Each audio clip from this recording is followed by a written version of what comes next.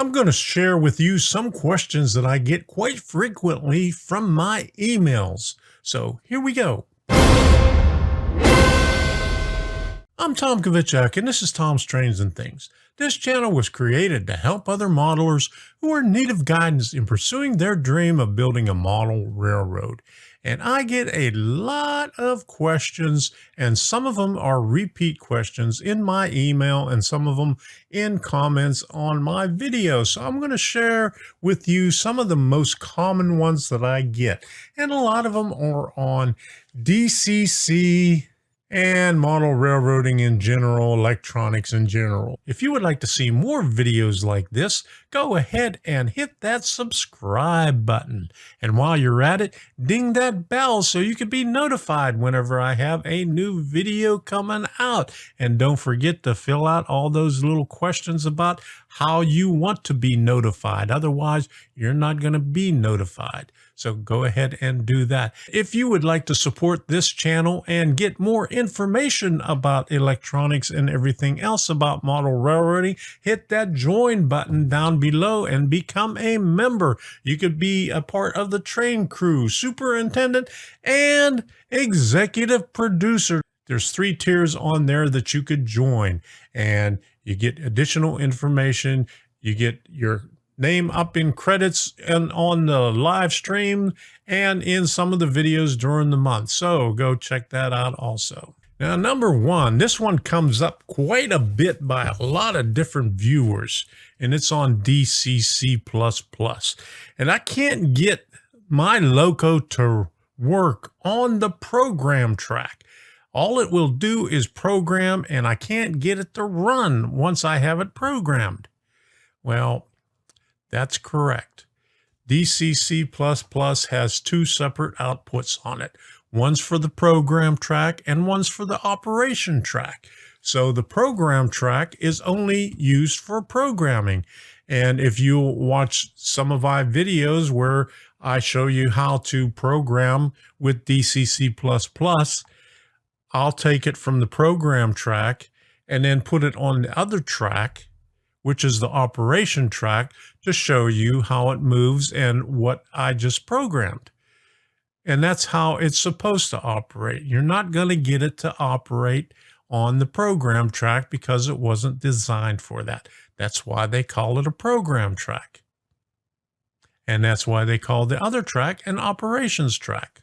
Now, number 2 is one that I did a video on not too long ago, and Arduino code with multiple devices can't quite get them to work.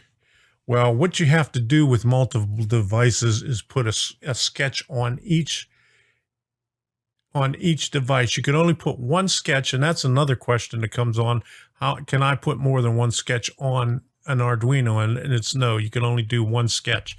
And if you try to put 2 sketches on it, it's not going to compile. It's going to give you an error. But anyway, if you want to do multiple devices, then I did a video, and I'll put a link up to it right up here.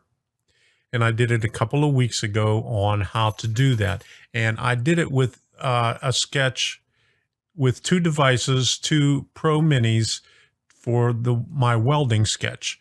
And I go into detail on how you do that, but it can be done. And I've had other people ask me about they're having issues with trying to operate 2 Arduinos under the same power. And I told them on that one, you're going to have to get with Arduino with that, because I never had an issue with that because I do it all the time. I use the same power source for multiple Arduinos. So that's a 2 for 1 in that number 2. Number 3, can I hook up an Arduino to JMRI without a Raspberry Pi?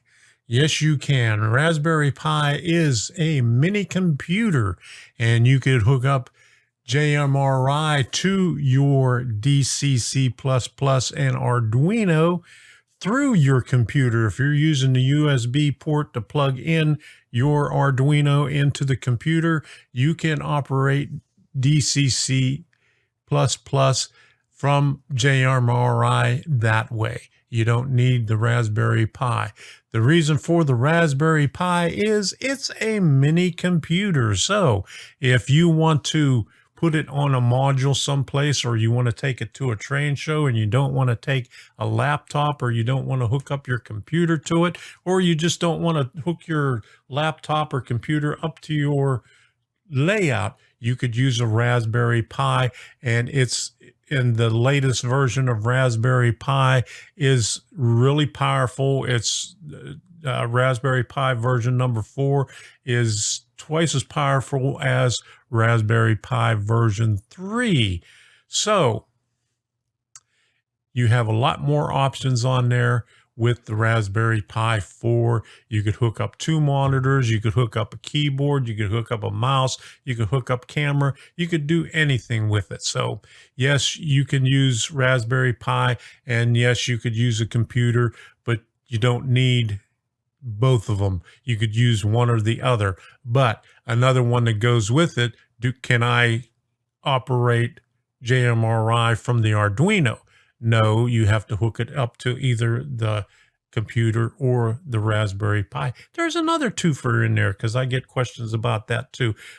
Number 4. Okay, so I get a lot of questions, and I guess people don't watch, they'll just watch one video and, ask a question. I can't find anything about how to hook up, your Arduino projects to, the layout. I have several videos that you could refer to where I show you how to hook things up to a circuit board and put it on your layout. You don't have to keep your stuff on the breadboard. You could take everything from your breadboard. That's just to experiment with. And then once you get your sketch working and get everything working the way you want to, you could put it on a circuit board. You could take a little circuit board like this, or one even bigger than this, but you could do it that way. And I have several videos where I show you how to do that. You just have to search, go beyond the one video that you're watching and search for other videos in my playlist. Go to my playlist, go to the main page and hit the playlist tab. And there are over 40 playlists on there that categorizes everything into anything that you want to look for. Model railroading for beginners, DCC, DCC++, electrical projects, electronic projects, in our travels, anything, museums, whatever you want to look for, it's in there. You just have to look. Number 5, I can't get my electronic projects to work from my DC power pack. I hook it up to the AC and it just doesn't work. Because your DC projects are DC and not AC. You cannot hook up your AC power pack terminals to a DC project and expect it to work, because it's not going to. If you have a small circuit where you have a rectifier and a capacitor and a buck converter like I have here, I have a video on that, where you could hook this up to your AC terminals on your power pack. You could use anything DC. Now, there are some DC projects that have a rectifier built into it, but if it doesn't, you're going to burn it up. And that's the main reason why. I'll put a link up here to the video that I did where I showed you how to build these right here. And basically all this is a rectifier, a capacitor, electrolytic capacitor, and a buck converter. Now I take 12 volts on my layout and I drop it down to the various voltages that I need for my projects. I have some projects that are 12 volts. I have some projects that are 5 volts that use Arduino that I talked about earlier. And I have one that uses 3 volt, is the LED panels that I did in one of my flats in the back, which only takes 3 volts. So you could use these, run one set of wires through your layout at 12 volts and use one of these on each one of your projects that has different voltages on it. And that's the easiest way to do it. What I did earlier was I used my computer power supply, which has 3.3, 5, and 12 volts on it, and I ran separate wires on it. But once I tore all this stuff out right here, I tore out that power supply and decided I'm just going to go with the 12 volts so I don't have to keep running wires everywhere for the different voltages. So it gets a little bit confusing. So what I decided I was going to do was just go with the 12 volts, run the 2 wires for the 12 volts, and then use these little converters right here for my different projects. But AC will not work on it.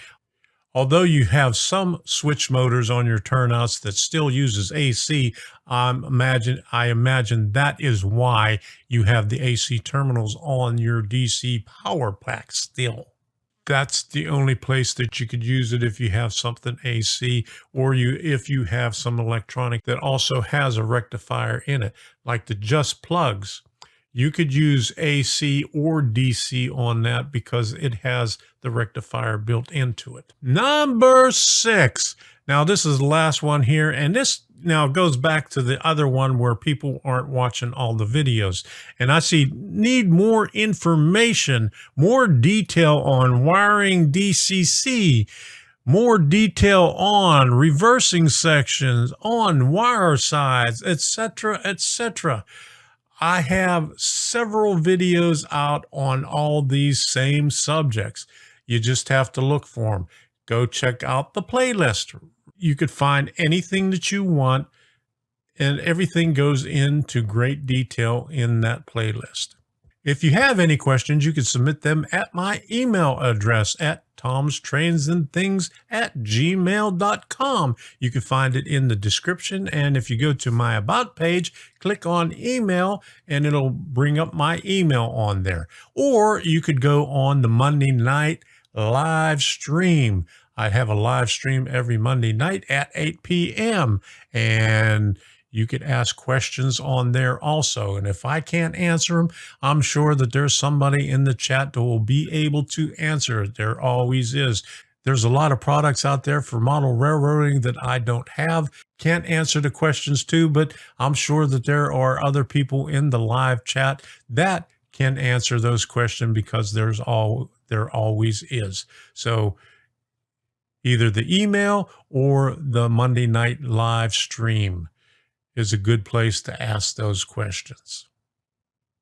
So, until the next time, we'll see you.